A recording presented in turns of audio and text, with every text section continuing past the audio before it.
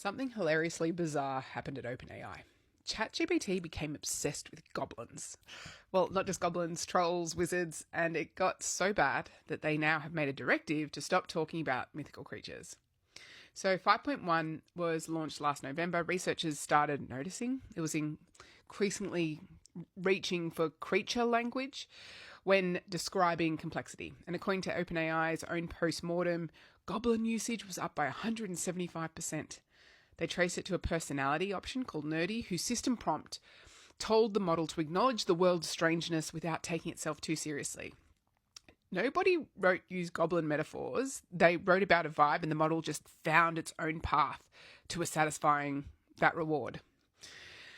The nerdy personality was 2.5% of all ChatGPT responses, but responsible for 66.7% of all goblin mentions. Then through reinforcement behavior, the behavior spread beyond the condition that produced it, because using that methodology doesn't guarantee a learned behavior stays contained.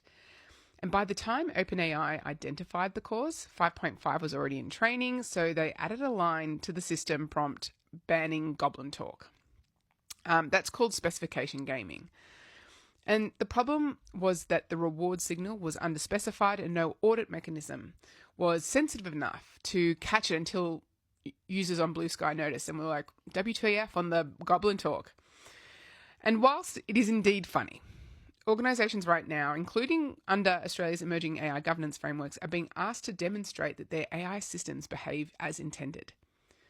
OpenAI had human oversight, internal safety researchers, iterative training cycles, and still ended up with a production system that needed a goblin ban. If that can happen at the frontier, ask yourself, what's happening inside the models that businesses are deploying with far less visibility into their training provenance and reward structures? And who's auditing for it? Like, goblins are funny, but the current gap in our quality assurance frameworks is not.